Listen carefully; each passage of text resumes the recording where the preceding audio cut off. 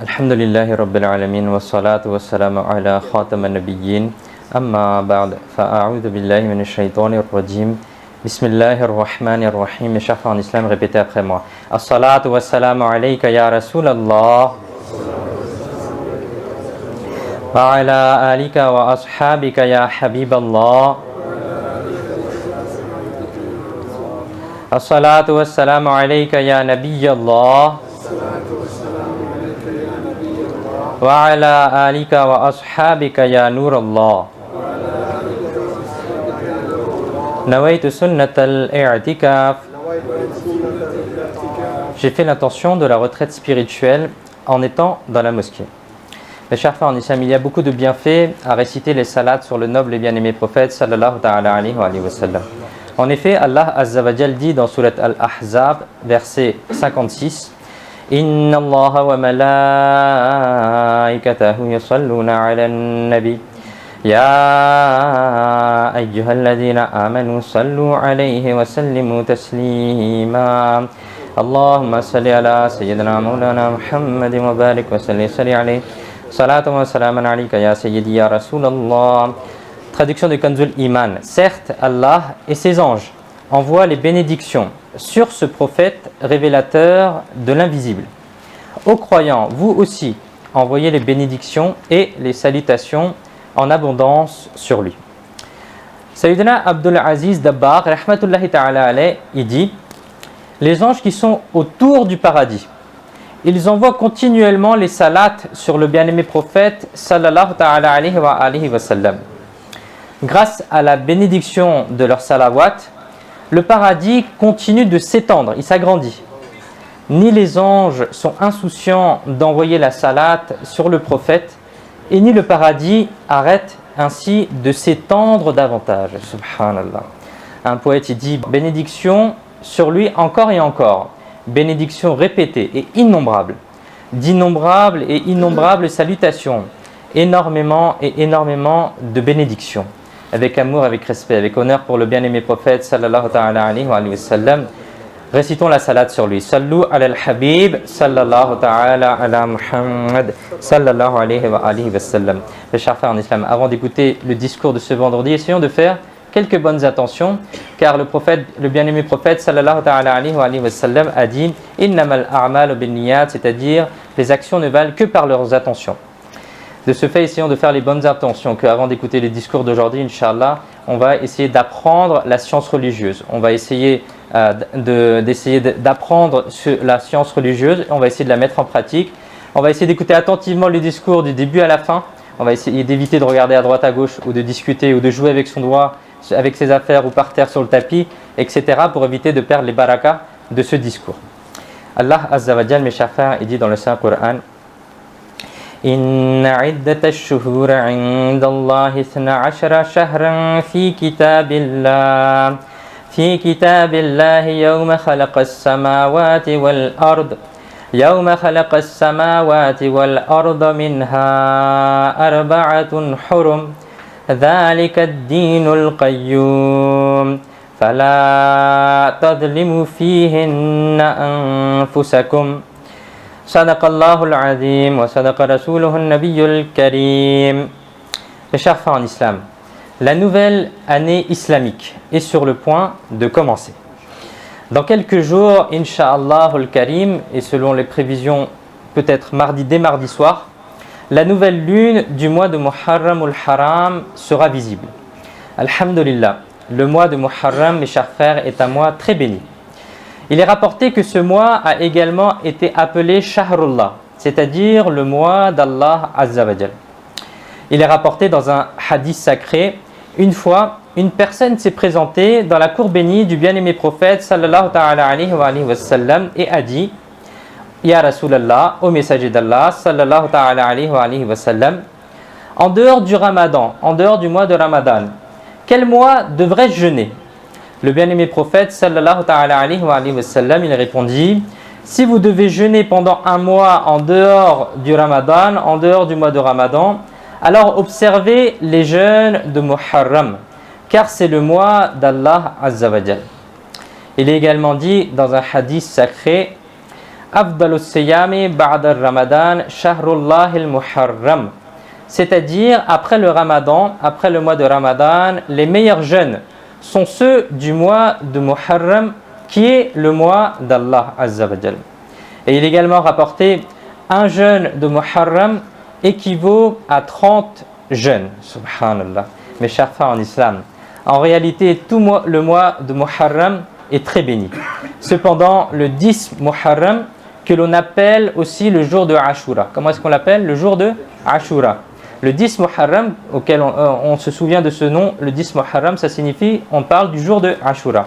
Ce jour-là a de nombreuses bénédictions. Qu'est-ce qu'il est dit? Qu'est-ce qui s'est passé ce jour-là? Écoutez. Sayyidina Adam alayhi salam était venu sur terre le jour de Ashura, c'est-à-dire le 10 Muharram. Le 10 Muharram, c'est-à-dire le jour de Ashura, en ce jour, l'arche de Sayyidina Nuh alayhi salam s'est arrêtée sur le mont Judi. Le jour de Ashura, c'est-à-dire le 10 Muharram, Sayyidina Ibrahim alayhi salam est né. Le jour de Ashura, c'est-à-dire le 10 Muharram, Sayyidina Idris alayhi salam a été élevé au ciel. Le jour de Ashura, c'est-à-dire le 10 Muharram, Sayyidina Moussa alayhi salam a été secouru et Pharaon a été noyé. Le jour de Ashura, c'est-à-dire le 10 Muharram, Sayyidina Yunus alayhi salam a été délivré du ventre du poisson. Le jour de Ashura, c'est-à-dire le 10 Muharram, Sayyidina Suleiman alayhi salam a reçu la royauté. Le jour de Ashura, c'est-à-dire le 10 Muharram, Sayyidina Yusuf alayhi salam a été sorti du puits. Le jour de Ashura, c'est-à-dire le 10 Muharram, Sayyidina Isa alayhi salam est né. Et le même jour, vous avez été élevé vivant dans les cieux. Le jour de Ashura, et mes chers frères, le jour de Ashura, il comporte aussi une autre particularité très importante que l'on se remémore, qu'on essaye de se remémorer chaque année. Qu'est-ce qui s'est passé le jour de Ashura? Le bien-aimé petit-fils du noble prophète sallallahu ta'ala alayhi wa sallam, celui qui a été déclaré le chef des jeunes du paradis, Sayyidina Imam Hussein radiyallahu ta'ala anhu, a offert un service impérissable à l'islam en offrant un grand et glorieux sacrifice, c'est-à-dire que l'incident de Karbala a également eu lieu le 10 Muharram, c'est-à-dire le jour de Ashura. Bref, mes chers frères, c'est un mois rempli de bénédictions. Comment devons-nous passer ce mois-ci? Comment devons-nous démarrer la nouvelle année islamique? À ce propos, nous avons eu le privilège d'écouter un verset béni du Saint-Coran au début de ce discours. Venez, nous allons écouter son explication et les leçons que nous devons en tirer. Les savants ont dit, mes chers frères, pendant la période de l'ignorance, c'est-à-dire pendant la Jahiliya, les Arabes, ils avaient l'habitude de déplacer en avant ou en arrière les mois islamiques, comme ils le souhaitaient. Puisque de nombreuses règles islamiques sont liées au mois islamique, par exemple, durant le mois de Dhul Hijjah, le Hajj est accompli. Durant le mois de Ramadan, le jeûne est obligatoire. Et de la même manière, de nombreuses règles islamiques et le halal et le haram sont liées au mois islamique.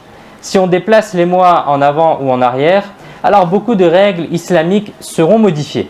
Par conséquent, ce rituel ignorant de l'époque de l'ignorance de l'époque de la Jahiliya, d'avancer ou de reculer les mois, a été aboli. Et l'ordre des mois islamiques a été corrigé. Qu'est-ce qu'il a été dit? Il a été dit « Inna iddata ash-shuhuri 'inda Allah » Certes, le nombre de mois auprès d'Allah, c'est-à-dire l'année islamique, dont les dates et les mois changent selon la lune. Combien compte-t-elle de mois auprès d'Allah? Allah Azza wa Jal, il dit « Isna ashara shahran » c'est-à-dire, traduction de Kanzul Iman, ils sont 12 mois. Ils ne sont pas 13 mois, ils ne sont pas 11 mois, ils sont bien 12 mois. De plus, il a été dit « Fi kitabillah », c'est-à-dire dans le livre d'Allah. C'est-à-dire que ce décompte des mois est décrit dans le Lawh al-Mahfouz, c'est-à-dire dans la tablette préservée. Mais depuis quand est-ce que cela a été décrété? Depuis quand est-ce que cela a été écrit? Yawma khalaqa as-samawati wal ard. Depuis qu'il a créé le ciel et la terre. Subhanallah, mes chers frères. Écoutez, ceci est l'excellence des mois islamiques. Dans le monde, les mois sont comptés de différentes manières. Comme par exemple de nos jours, le calendrier grégorien est largement utilisé. Mais regardez la gloire des mois islamiques. C'est la manière la plus ancienne de compter les mois, puisqu'Allah Azza wa Jal a décrété cela depuis la création de la terre et du ciel. Et cela est également écrit sur le Lawh al-Mahfouz, c'est-à-dire sur la tablette préservée. Alhamdulillah. L'islam, mes chers frères, nous a encouragés à tenir nos comptes sur ces mois réels, sur ces mois qui sont les plus anciens et sur ces mois qui sont reconnus auprès d'Allah Azza wa Jal. Si seulement nous arrivions à apprécier cette bénédiction et essayons de vivre nos vies selon les mois islamiques. Bref, les mois sont au nombre de 12, mais en termes de vertu, en termes d'excellence, en termes de bienfaits, ils ne sont pas tous égaux. Mais plutôt, qu'est-ce qu'il est dit ? Minha arba'atun hurum, c'est-à-dire 4 d'entre eux sont sacrés, 4 d'entre eux sont différents des autres. C'est-à-dire, quels sont ces 4 mois ? Les 4 mois sacrés sont Dhul Qa'da, Dhul Hijjah, Muharram, c'est-à-dire ces 3 mois qui sont consécutifs. Dhul Qa'da c'est le 11e mois, Dhul Hijjah le 12e mois, Muharram le 1er mois, et ensuite un mois qui est séparé des autres, c'est le mois de Rajab, c'est le 7e mois. Ça c'est quelque chose qu'il faut retenir. Dhul Qa'da, Dhul Hijjah, Muharram et Rajab, c'est 4 mois qui sont sacrés en islam. Qu'est-ce que ça veut dire sacré ? Ça veut dire que ces 4 mois-là, ils sont très honorables, ils sont très sacrés, ils sont plus importants que d'autres. Allah Azza wa Jal, il dit dans la suite de ce même verset, Zalika ad-dinul qayyum. Ceci est la religion droite. Cela signifie qu'avoir 12 mois dans une année et parmi eux 4 mois sacrés, c'est-à-dire 4 mois d'honneur et de respect, c'est cela la religion droite. C'est ça la religion de Sayyidina Ibrahim alayhi salam. Le célèbre commentateur du Coran, Hakimul Ummat, Mufti Ahmad Yarkhan Naimi rahmatullahi ta'ala alayhi, a dit: ce qui nous est enseigné ici est que le décompte de notre vie doit être basé sur les mois de la lune, car c'est ce qui est aimé auprès d'Allah Azza wa Jal. Après cela, Allah Azza wa Jal a expliqué comment nous devons passer ces mois sacrés. Quels sont ces 4 mois dans lesquels on doit faire quelque chose de différent. Allah Azza wa Jal, il dit: Fala tadlimu fihinna anfusakum. Traduction de Kanzul Iman. Alors durant ces mois, n'opprimez pas votre vie, n'opprimez pas votre âme, ne vous faites pas du tort. En réalité, mes chers frères, chaque fois qu'un péché est commis, un péché reste un péché. Le péché est un feu qui ne peut que nuire. Néanmoins, durant les 4 mois sacrés, c'est-à-dire durant Dhul Qa'da, Dhul Hijjah, Muharram et Rajab, ce sont des mois très honorables. Commettre des péchés durant ces mois est un crime très grave et la récompense des bonnes actions est augmentée durant ces mois. De ce fait, ô vous les musulmans, en particulier durant ces 4 mois, ne vous faites pas du tort à vous-même en commettant des péchés. Mes chers frères en islam, le Saint-Coran possède une sagesse unique puisque le péché a été appelé zulm ala nafs, c'est-à-dire l'oppression de sa propre âme. C'est-à-dire faire le péché, c'est quoi ? C'est zulm ala nafs, c'est-à-dire c'est commettre du mal à soi-même finalement. À de nombreux endroits dans le Coran, cela a été dit.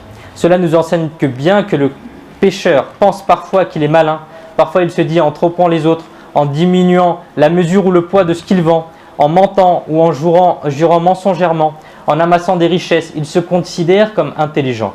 S'il fait souffrir les autres, il se considère comme courageux. Mais si l'on regarde la réalité des choses, il ne fait de mal à personne, mais il se fait du tort à lui-même, en donnant de plus en plus à son âme faible le droit d'aller en enfer. Allah Azza wa Jal, il dit dans le Saint-Coran: Inna Allah ashtara minal mu'minina anfusahum wa amwalahum bi anna lahumul jannah.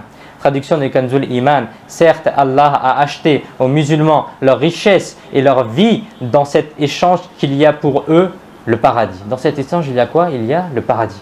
La célèbre et pieuse personne soufie, Maulana Rumi, rahmatullahi ta'ala alayhi, il dit dans l'explication de ce verset: regardez, Allah Azza wa Jal vous a acheté votre temps, il vous a acheté votre vie, il vous a acheté votre richesse et vos commerces, de telle sorte que si vous les dépensez dans son chemin en bonnes actions, alors il y a un paradis éternel pour vous. Vous avez une telle valeur auprès d'Allah. Par contre, si en péchant, en faisant des choses désobéissantes à Allah Azza wa Jal, vous vous vendez pour l'enfer, alors vous faites du tort à vous-même. Qu'est-ce qu'un poète il dit ? Vous avez plus de valeur que les deux mondes. Mais que faire puisque vous n'arrivez même pas à reconnaître votre propre valeur ? Mes chers frères en islam, Sayyidina Imam Hassan Basri, rahmatullahi ta'ala alayhi, avait l'habitude de dire: ô fils d'Adam, que tu périsses, est-ce que tu souhaites te confronter à Allah Azza wa Jal ? Oui, celui qui a désobéi à Allah Azza wa Jal, c'est comme s'il a déclaré la guerre contre Allah Azza wa Jal. Un poète il dit: préserve-moi des péchés, ô Allah. Préserve-moi des péchés, ô Allah. Débarrasse-moi des mauvaises habitudes, ô Allah. Efface mes erreurs, ô Allah. Rends-moi vertueux, ô Allah. Allah Azza wa Jal est dit dans Surat Al-Maïda, verset 78, traduction de Kanzul Iman: maudits ont été ceux qui ont mécru par les Bani Israël par la bouche de Daoud et Isa, fils de Maryam. Ils ont été maudits, ceux qui ont mécru parmi les Bani Israël. Par la bouche de qui? Qui les a maudits? C'est Daoud alayhi salam et Sayyidina Isa, fils de Maryam alayhi salam. Et la suite du verset il continue. Cette malédiction était en échange de leur désobéissance et leur transgression. Dans ce verset, il a été dit, mes chers frères, que les gens de Bani Israël ont désobéi. Ils ont dépassé toutes les limites dans les péchés. Et quand ils ont dépassé les limites d'Allah, c'est-à-dire les hudud, Sayyidina Daoud et Sayyidina Isa, alayhimus salam, ils les ont maudits. Ainsi, ces personnes ont été prises dans le châtiment. Nous apprenons donc que la désobéissance à Allah Azza wa Jal est la cause de la malédiction. Sayyidina Wahb, rahmatullahi ta'ala alayh, rapporte que Allah Azza wa Jal a envoyé une révélation à un prophète parmi les prophètes de Bani Israël. Lorsque l'on m'obéit, qu'est-ce qu'elle dit la révélation? Elle dit, lorsque l'on m'obéit, c'est-à-dire Allah Azza wa Jal dit à son prophète, lorsque l'on m'obéit, je donne mon agrément. Et lorsque j'agrée, j'accorde la bénédiction, je donne la baraka. Et il n'y a pas de fin à mes bénédictions, il n'y a pas de fin à ma baraka. Et lorsque l'on me désobéit, mon courroux, c'est-à-dire ma colère, s'abat.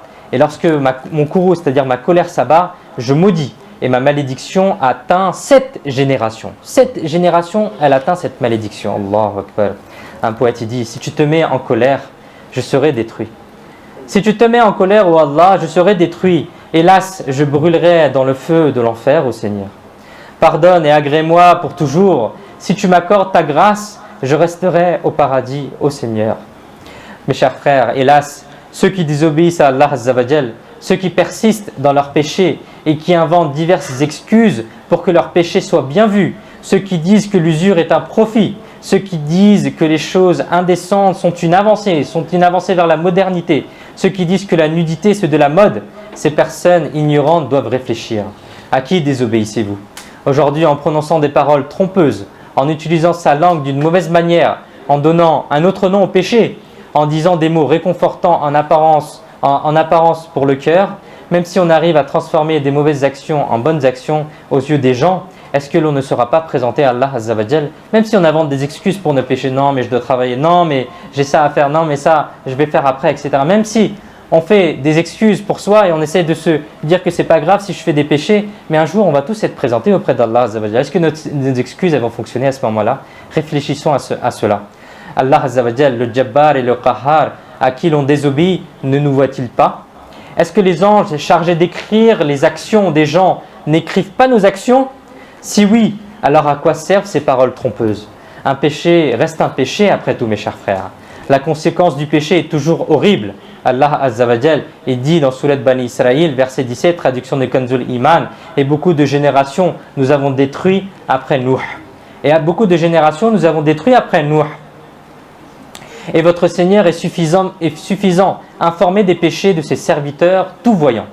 Allah, quelle nation ils étaient! On les a honorés dans ce monde, on leur a donné le pouvoir, ils étaient riches, ils avaient des corps grands et puissants, mais ils ont désobéi. Ils ont continué à faire des péchés, ils n'ont pas écouté ceux qui les invitaient vers la droiture. Ils sont devenus têtus, ils ont persisté dans leurs péchés et ne sont pas retournés vers le repentir.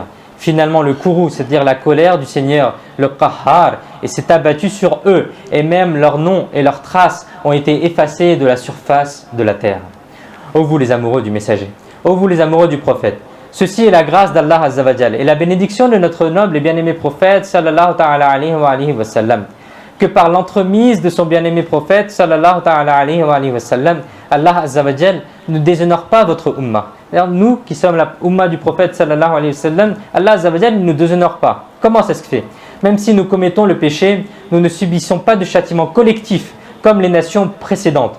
Nos visages ne sont pas défigurés. Cette nation n'est pas transformée en singe ou en porc comme les nations précédentes. Mais retenez bien que la conséquence de la désobéissance à Allah Azza wa Jal arrive malgré tout. Les savants disent, le châtiment des nations précédentes était la punition physique et la défiguration.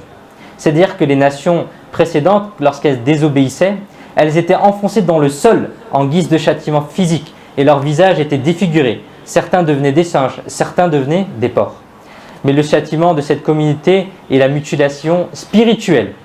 En effet, auparavant, les corps étaient modifiés. Les corps étaient modifiés physiquement. Et maintenant, ce sont les cœurs qui sont détournés. Allah Azza wa Jal, il dit dans le Saint-Coran, traduction de Kanzul Iman, et nous détournons leur cœur et leurs yeux. Qu'Allah Azza wa Jal, il nous en protège. Qu'Allah Azza wa Jal, il nous en protège. Quelle leçon, mes chers frères. En commettant des péchés, en désobéissant à Allah Azza wa Jal et à son messager sallallahu ta'ala alayhi wa sallam, c'est les cœurs qui sont détournés. Hakim al-Ummat, Mufti Ahmad Yarkhan Naimi, rahmatullahi ta'ala alayhi, dit en mentionnant ce verset, il y a 3 signes que le cœur est corrompu, que le cœur a été détourné. Première chose, ne pas ressentir de plaisir dans l'obéissance. C'est-à-dire on fait la prière, on fait la ibada, on fait des bonnes actions, mais le cœur, il ne ressent pas cette bonne action. On n'a pas le lazat, c'est-à-dire la saveur de la bonne action. On n'a pas cette saveur qui est dans le cœur. On le fait machinalement, on le fait parce qu'il faut le faire. On le fait parce qu'on a envie de le faire. On le fait parce qu'on est motivé pendant un moment. Mais l'amour qu'on doit avoir ou la saveur, le goût qu'on doit avoir de l'adoration, on ne l'a pas dans le cœur. Le deuxième signe que le cœur est corrompu, le Mufti dit, c'est que ne pas craindre le péché. On commet le péché, mais bon, on se dit c'est pas grave, on verra après, on fera tauba après, on fera le istighfar après. Et troisième chose, c'est ne pas tirer de leçon de la mort de quelqu'un. En gardant ces 3 signes en tête, réfléchissons à l'état de notre cœur. Aujourd'hui, malheureusement, notre état est quelque peu similaire. On éprouve un tel plaisir dans les péchés que nous y passons des heures et des heures, sans nous en rendre compte. Oui, s'il y a bien quelque chose dans lequel notre cœur n'éprouve pas de plaisir, c'est dans les prières. Si l'on reste occupé dans des choses inutiles, alors nous ne nous préoccupons même plus du temps. Si l'on arrive finalement à s'asseoir pour réciter un peu de Coran, on commence à se souvenir des choses qu'il nous reste à faire. Lorsque le mois de Ramadan ou le Mubarak arrive, on a tantôt l'excuse de la chaleur, tantôt le souci du travail. Et malheureusement, il y a un certain nombre de personnes dont les cœurs ne sont même pas enclins à jeûner pendant le Ramadan. Et notre état de tirer une telle leçon, une leçon de la mort de quelqu'un, est tel que parfois les gens rient debout dans la salle funéraire. Ils rient debout près du meyyet, près du corps, qui est près de la personne décédée, et discutent des matchs sportifs et de la politique du pays. Hélas, ceci est l'état délicat dans lequel nos cœurs sont plongés dans le voile de la négligence et dans la noirceur. Mes chers frères en islam, nous devons nous demander si ce n'est pas le cas que la malédiction des péchés nous a saisis et que nos cœurs ont été détournés et que nous ne nous en rendons même pas compte. Ô vous les amoureux du prophète, désobéir à Allah Azza wa Jal et son bien-aimé prophète sallallahu ta'ala alayhi wa sallam est d'une cause d'humiliation et de honte. La personne qui désobéit continuellement à Allah Azza wa Jal, qui ne se repent pas et qui ne revient pas à Allah Azza wa Jal, elle devient humiliée et déshonorée auprès d'Allah Azza wa Jal. Et il n'y a plus de valeur auprès d'Allah Azza wa Jal.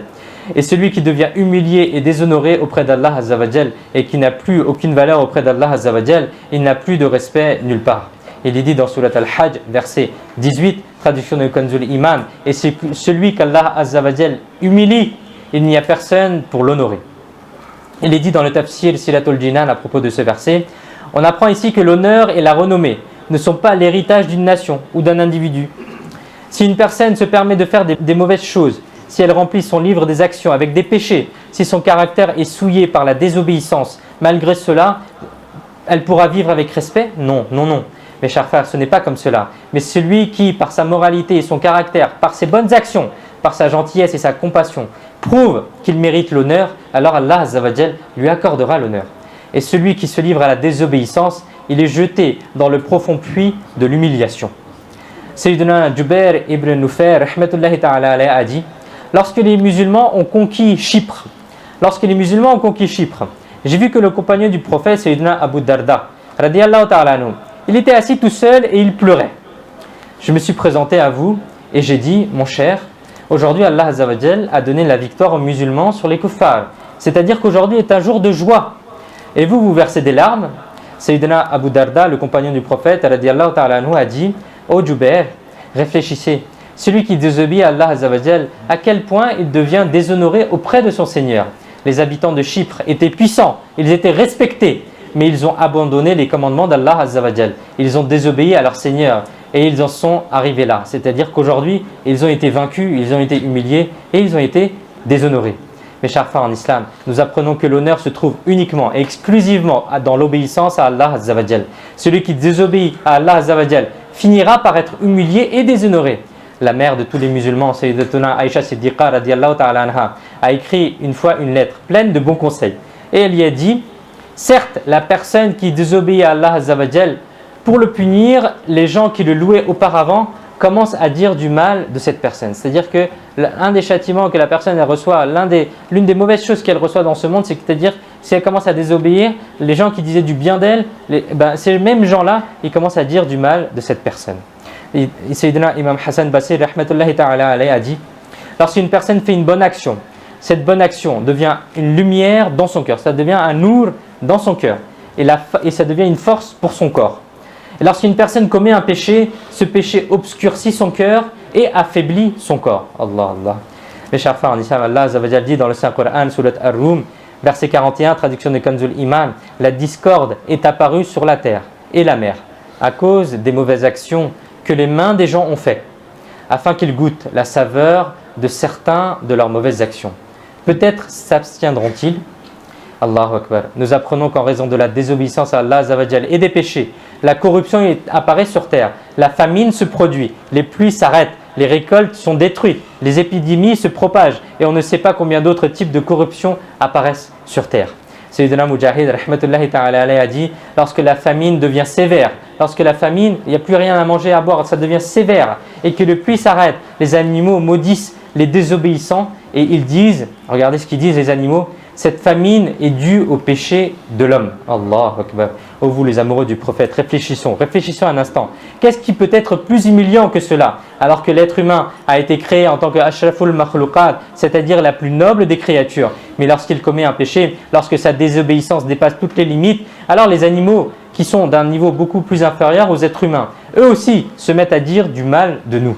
Nous apprenons donc que celui qui est désobéissance envers Allah Azza wa Jal et son messager sallallahu ta'ala alayhi wa sallam, alors il perd sa vertu, il tombe de son niveau d'être humain pour aller dans le profond gouffre de l'humiliation. Bref, mes chers frères en islam, Allah Azza wa Jal, il nous a ordonné Fala tadlimu fihinna anfusakum. Alors durant ces mois, les 4 mois sacrés, n'opprimez pas votre vie, ne vous faites pas du mal, ne vous causez pas du tort. C'est-à-dire que durant ces 4 mois qui sont Dhul Qa'da, Dhul Hijjah, Muharram et Rajab, ne commettez absolument aucun péché. Que la personne qui commet un péché fasse du mal à quelqu'un ou pas, elle fait certainement du mal à sa propre personne. Le péché apporte uniquement le mal. Le péché est la cause de la privation du paradis et rend la personne méritante de l'enfer. Celui qui commet un péché, c'est comme s'il déclare la guerre à Allah Azza wa Jal. Celui qui commet un péché, la malédiction s'abat sur lui. C'est qu'Allah Azza wa Jal nous pardonne. Parfois cette malédiction se perpétue, elle continue jusqu'à 7 générations, comme on l'a entendu. Allahu Akbar. Mes chers frères, les cœurs sont détournés à cause du péché. Le péché mène à l'humiliation et au déshonneur. Et celui qui commet un péché est tellement misérable que même les animaux le maudissent. De ce fait, mes chers frères, à chaque instant, durant chaque moment, durant les 24 heures de la journée, durant les 30 jours du mois, durant les 12 mois de l'année, ou plutôt même durant toute la vie, nous devons continuer à éviter les péchés.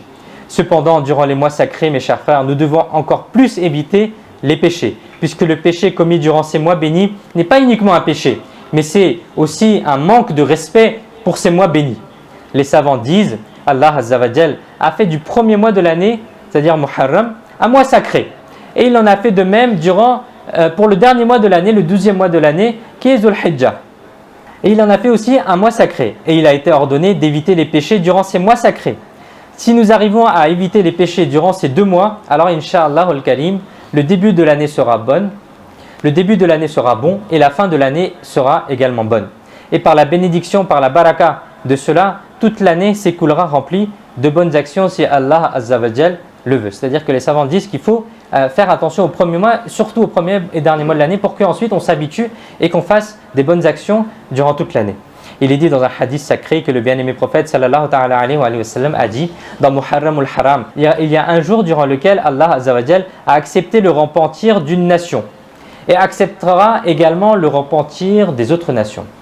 Subhanallah, nous apprenons donc que le Muharram al-Haram est le mois du repentir. Selon une autre narration, lorsque Sayyidina Adam alayhi salam est venu sur terre, ce que vous avez mangé du fruit céleste, du fruit du paradis, bien que ce ne soit pas un péché, car les prophètes ils font pas de péché, ça c'est notre croyance, bien que vous avez mangé le fruit et que ce ne soit pas un péché, mais de ce fait Sayyidina Adam alayhi salam s'est repenti de cela et a pleuré pendant de nombreuses années en arrivant sur terre. Finalement Allah Azza wa Jal, il a accepté votre repentir. Le jour où votre repentir a été accepté était durant le mois de Muharram, le 10 Muharram. Les savants disent, Sayyidina Adam alayhi salam n'a pas commis de péché, parce que les prophètes, ils ne font pas de péché. Vous avez commis une légère erreur, et vous avez même pleuré sur cela pendant des années, alors que Shaitan a sévèrement désobéi à Allah Azza wa Jal, et a même été insolent dans la cour majestueuse d'Allah. Il n'a eu aucun remords, au contraire, il est devenu têtu. Ainsi Allah Azza wa Jal a béni Sayyidina Adam alayhi salam de la couronne du califat, le déclarant comme son calife sur terre, tandis que Shaitan a été maudit. Il y a une leçon en cela, que ceux qui sont les enfants de Sayyidina Adam alayhi salam ne doivent pas persister dans le péché. Ils ne doivent pas continuer dans le péché. Ils ne doivent pas être têtus, mais ils doivent se repentir sincèrement auprès d'Allah Azza wa Jal. De ce fait, nous devons nous avancer vers le repentir. L'imam Abu Lays Samarqandi, rahmatullahi ta'ala alayhi, il a écrit: il y avait une personne dans les nations passées qui avait commis beaucoup de péchés. Une fois, il a réfléchi à sa vie passée. Il pensa à ses péchés et il honte et regretta. Et il dit 3 fois: Allahumma ghufranaka, Allahumma ghufranaka, Allahumma ghufranaka. Oh Allah, ton pardon, oh Allah, ton pardon, oh Allah, ton pardon. À ce moment même, il mourut et Allah Azza wa Jal, il le pardonna. Qu'Allah Azza wa Jal nous accorde à nous aussi le repentir sincère. Amin. Bijahi khatam al-nabiyyin sallallahu ta'ala alayhi wa sallam. Mes chers frères en islam, le mois de Muharram al-Haram est en train d'approcher. Très certainement, il commencera le mardi qui arrive, mardi soir. La nouvelle année commence. Alors avant que la nouvelle année commence, repentons-nous sincèrement, afin que lorsqu'on arrive dans la nouvelle année, on se dise que la nouvelle année, Inch'Allah, on va la commencer avec des bonnes actions. On va la commencer différemment. On va changer nos états. On va changer. On va passer une bonne année l'année prochaine. Et qu'Allah Azza wa Jal, il nous pardonne ce qu'on a fait durant l'année précédente et accepte le peu d'actions, le peu de bonnes actions que l'on a fait durant l'année écoulée. Mes chers frères en islam, le mois de Muharram al-Haram est un mois d'adoration. Alors faisons-y des adorations en abondance. C'est le mois des jeûnes surérogatoires. Après le mois de Ramadan, les meilleurs jeûnes sont ceux de Muharram. De ce fait, observons également beaucoup de jeûnes surérogatoires.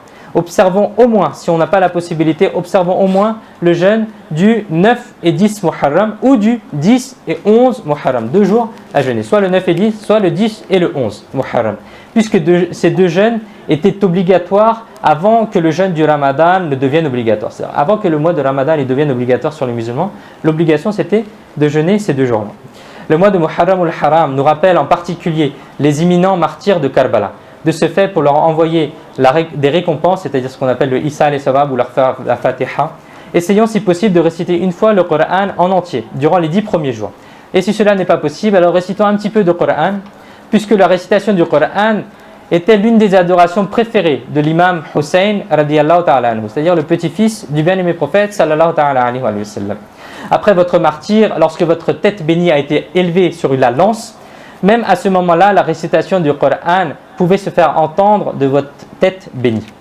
Et nous, les serviteurs de l'imam Hussein, nous n'arrivons même pas à réciter le Coran en étant tranquillement assis chez nous, sous le ventilateur ou l'air conditionné. Quel type de serviteurs sommes-nous? Le premier Muharram correspond au jour du martyr du 2e calife des musulmans. Ça aussi, c'est quelque chose à commémorer. Sayyidina Omar al-Farouq al-A'zam radiyallahu ta'ala anhu. De ce fait, essayons d'organiser un bel envoi des récompenses, c'est-à-dire ce qu'on appelle le Isa al-Sawab, la Fatiha, pour le 2e calife des musulmans, Sayyidina Omar al-Farouq al-A'zam radiyallahu ta'ala anhu. Le premier Muharram al-Haram, essayons de rassembler les membres de nos familles pour lire la vie de Sayyidina Omar al-Farouq al-A'zam. Et pour cela, vous pouvez trouver un livret qui est traduit en français qui s'appelle Les prodiges de Sayyidina Omar al-Farouq al-A'zam de Maulana Ilyas Attar Qadri sur le site de Dawat Islami. De même, pour le reste des jours, lisons les livrets Le jeune marié Husseini, Les prodiges de l'imam Hussein, radiyallahu ta'ala anhu, etc.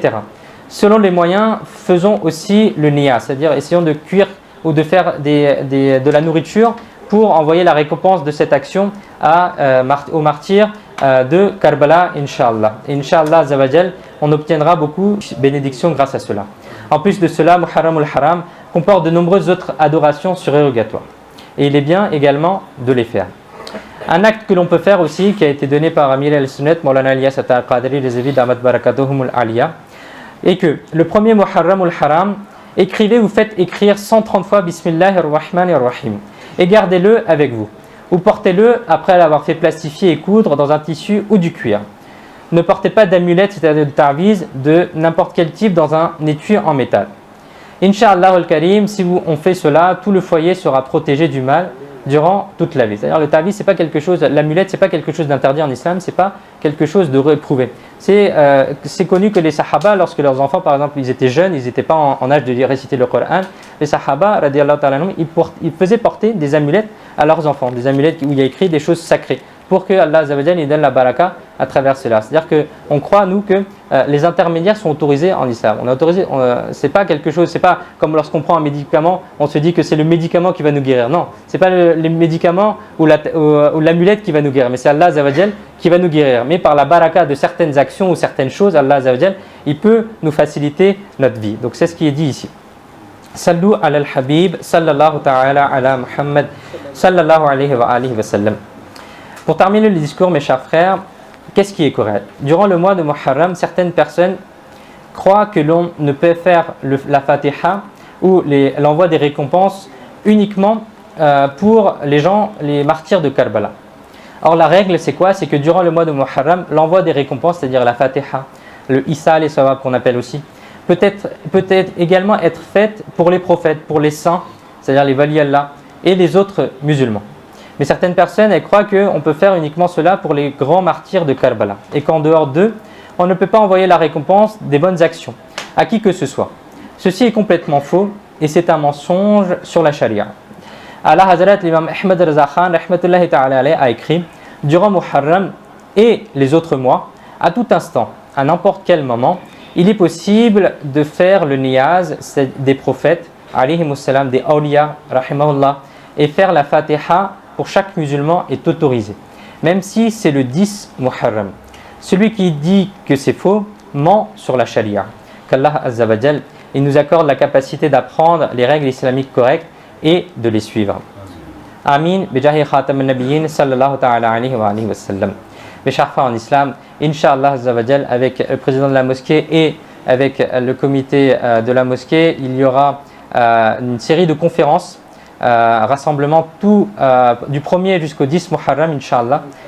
Vous êtes chaleureusement invités le soir à partir de 20h30. À partir de 20h30 tous les soirs, à partir de mardi soir, à partir de ce mardi soir, Inch'Allah, on commencera une série de conférences, on fera un peu de dhikr, dua, Inch'Allah, et il y aura un bayan, un discours aussi, et on va essayer d'apprendre la vie des Khulafa Rashidin, qui sont les compagnons, les proches compagnons, les 4 grands califes de l'islam. On va essayer d'apprendre qu'est-ce que l'incident de Karbala, selon Ahl Sunnah wal Jama'a, qu'est-ce qui s'est passé et qu'est-ce qu'on doit tirer comme leçon de cela. Qui était l'imam Hussein radiyallahu ta'ala. On essaiera de détailler cela un petit peu chaque jour. Donc essayez de venir s'il vous plaît tous les soirs à partir de ce mardi, à partir de 20h30 jusqu'au 10 Muharram. Il me semble que ce sera jusqu'au vendredi prochain, Inch'Allah, c'est-à-dire pendant 10 jours, Inch'Allah. Donc on fera tout en français, Inch'Allah, et qu'Allah Azza wa Jal, il nous permette de commémorer ces jours-là comme il se faut et d'Inch'Allah d'apprendre la science religieuse comme il faut. Amin. Bijahi khatam al-nabiyyin sallallahu ta'ala alayhi wa alihi wa sallam. Sallu ala al-habib sallallahu ta'ala alayhi wa sallam.